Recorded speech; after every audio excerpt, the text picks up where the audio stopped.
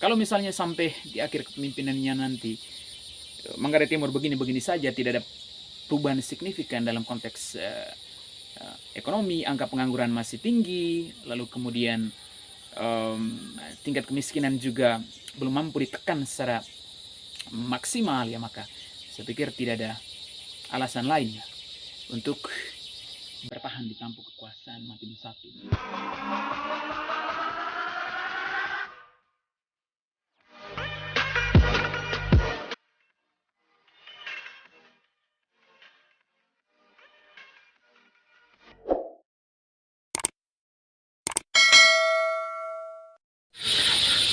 Selamat siang teman-teman semua, kembali lagi di channel saya Andi Tandang. Baru kali ini kita akan ngobrol-ngobrol lagi ya, setelah beberapa bulan sempat vakum dari dunia per-YouTubean. Topik kali ini saya coba singgung sedikit ya soal berita beberapa waktu lalu ya yang menyebut Manggarai Timur berada di tingkat kemiskinan ekstrim ya, salah satu kabupaten yang berada di posisi kabupaten dengan tingkat kemiskinan ekstrim di Provinsi Nusa Tenggara Timur. Nah, berita ini juga memang memunculkan beberapa perdebatan di ruang publik, khususnya di beberapa grup-grup besar ya, Facebook ya. Banyak yang mengkritik kepemimpinan Andi Agas karena tidak mampu untuk membangkitkan ekonomi di Nusa Tenggara, di Kabupaten Manggarai Timur. Ya itulah, publik selalu punya sudut pandang yang beragam ya untuk mengoreksi pemimpinnya. Tapi pada intinya demokrasi memungkinkan itu, dan kritik-kritik semacam ini sangat dibutuhkan agar pemerintahan itu berjalan sesuai dengan koridor yang semestinya ya. Dan sebagai publik tentu kita mengharapkan bahwa di bawah kepemimpinan Pak Andi Agas, Manggarai Timur ini bisa bangkit dari keterpurukan ekonomi dan mampu menekan angka kemiskinan yang terjadi ya. Nah, ada pertanyaan yang sederhana ya. Kenapa kemudian Manggarai Timur dengan potensi sumber daya alam yang cukup banyak ya, bisa berada di posisi daerah dengan tingkat kemiskinan ekstrim? Ya, mungkin tanpa satu penelitian yang serius kita bisa sepintas melihat bahwa Manggarai Timur itu punya komoditi andalan ya. Berapa jenis komoditi andalan? Katakanlah ada kopi, lalu ada kakao, ada cengkeh, ada kemiri, dan masih banyak juga hasil pertanian yang setidaknya bisa dipasarkan, dan efeknya itu adalah pada ekonomi masyarakat setempat. Tetapi kemudian kenapa hal ini tidak dioptimalkan? Salahnya di mana? Tentu ada beragam jawaban soal ini. Bisa saja orang akan bicara, oke, kita punya potensi yang banyak, kita punya tanaman hasil komoditi yang banyak, tapi ada wilayah-wilayah tertentu yang belum tersentuh dengan pembangunan, dengan infrastruktur. Misalnya di Colol atau di Elar misalnya, dia punya potensi pertanian yang begitu banyak, yang begitu melimpah ruah, tetapi petani-petani akan mengalami persoalan atau kendala ketika itu dipasarkan keluar dari wilayahnya misalnya dalam skala yang besar. Karena apa? Misalnya jalan yang buruk, akses transportasi yang masih susah. Nah, ini mungkin beberapa jawaban yang bisa kita temukan ya kalau kita bicara soal itu. Nah, sebetulnya ada satu aspek penting yang mau saya soroti, yaitu soal keberadaan dana desa. Mungkin ini topik yang sering kali diperdebatkan, ini topik yang sering kali didiskusikan publik. Ada tidak korelasi searah ya antara keberadaan dana desa, tiap tahun itu digelontorkan ratusan juta untuk setiap desa, dengan pertumbuhan ekonomi di tingkat desa, katakanlah seperti itu. Atau adakah korelasi searah antara kehadiran dana desa dengan menurunnya angka kemiskinan di tingkat desa? Oke, kalau kita bicara soal dana desa, filosofi utamanya itu bicara soal pemenuhan kesejahteraan masyarakat desa ya. Walaupun kemudian ada beberapa turunan-turunan teknis soal itu, lalu kemudian ada program-program yang kira-kira mampu membawa kita pada tujuan utama yang menjadi spirit keren dana desa. Nah, yang terjadi hari-hari ini misalnya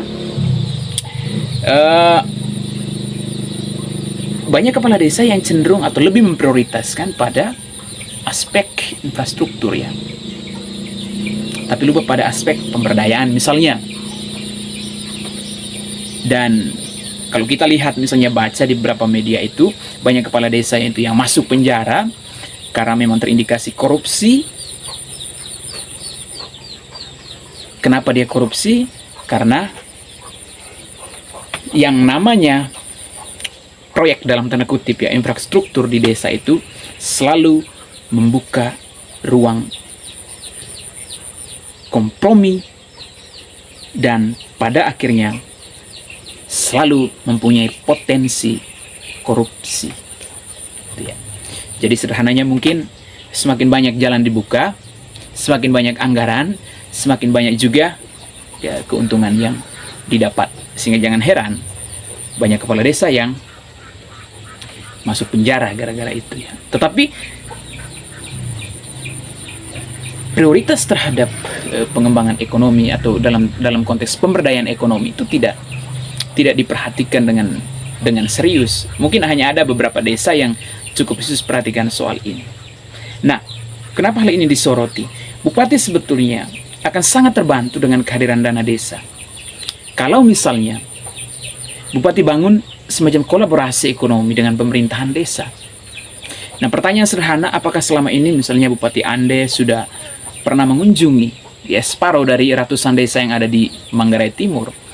Dia mampu membaca kira-kira persoalan utama yang terjadi di desa itu seperti apa, potensi-potensi yang ada di desa itu seperti apa, yang kemudian bisa dipasarkan keluar. Lalu kemudian pemberdayaan terhadap masyarakat di desa setempat itu seperti apa. Apakah hal ini sudah dilakukan? Jangan sampai selama ini desa dibiarkan berjalan sendiri, lalu misalnya selama 3 bulan atau akhir dalam 3 bulan sekali dipanggillah kepala desanya menghadap bupati lalu evaluasi. Tapi bupati sendiri tidak pernah turun langsung mengetahui secara menyeluruh persoalan yang terjadi di desa, membaca peluang-peluang atau potensi-potensi di desa yang setidaknya mampu mendorong pertumbuhan ekonomi di tingkat desa. Hal semacam ini juga perlu kita sentil ya. Karena kalau misalnya desa itu dioptimalkan, anggaran atau dana desa itu juga dioptimalkan, selain dialokasikan misalnya untuk infrastruktur, tetapi ada pemberdayaan terhadap masyarakat. Misalnya, kepala desa mampu membaca peluang ekonomi di desa setempat. Di sini ada tanaman yang atau misalnya komoditas yang mempunyai peluang untuk diekspor keluar dengan kuantitas atau skala yang lebih besar. Dengan begitu misalnya bikin semacam pemberdayaan terhadap masyarakat setempat, pengolahan semacam apa, ya. Lalu kemudian kolaborasi dengan pemerintahan daerah sehingga pemerintah desa tidak berjalan sendiri, tapi ada yang mensponsorinya yaitu pemerintah daerah yang akan membantu untuk memasarkan ya produk-produk atau hasil komoditas dari desa setempat ya. Hari-hari ini memang mungkin ada beberapa desa yang memiliki komoditas unggulan ya, tetapi akan mengalami kendala dalam proses pemasaran ya, karena memang desa masih berjalan sendiri, belum ada kolaborasi yang signifikan antara desa, pemerintahan desa dan juga pemerintahan di kabupaten. Mungkin hal ini juga akan